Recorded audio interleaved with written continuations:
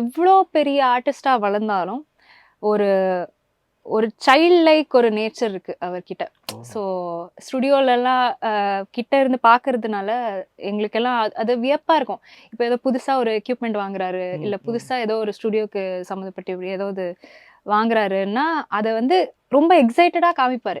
இது பாரு இது பாரு, இதை வாங்கினேன், இதை பாரு, இது இந்த மைக் வாங்கினேன், இந்த இது வாங்கினேன், இந்த எக்யூப்மெண்ட் வாங்கினேன் அப்படின்னு இன்னுமே அப்படிதான். அவரு அவ்வளோ எக்ஸைட்டடா அவ்வளோ பேஷனட்டா இருக்காரு அந்த ஆர்ட் பத்தி. அது ஐ திங்க் இவ்வளோ வருஷம் எல்லாமே சக்ஸஸ்லாம் பார்த்து எல்லாமே இருந்தும் அந்த மாதிரி இருக்கிறது ரொம்ப ரொம்ப கஷ்டம். அது உண்மையான ஒரு அந்த ஆர்ட் மேல ஒரு ஒரு அன்பு, ஒரு காதல், ஒரு பேஷனட்டா ஒரு அந்த இது இருந்தா மட்டும்தான் அது நடக்கும்.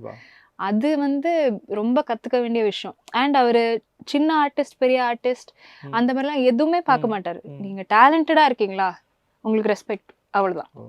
ஸோ அதெல்லாம் நான் ரொம்ப கத்துக்கிறேன் அவர்கிட்ட இருந்து. அண்ட் ரொம்ப வருஷம் ட்ரீம் எனக்கு அவர்கிட்ட பாடணுன்றது. சின்ன வயசுலேருந்தே நிறைய பேருக்கு இருந்திருக்கும் கண்டிப்பா. ஸோ அதான் அது அந்த வாய்ப்பு வந்தது வந்து இன்னி வரைக்கும் எனக்கு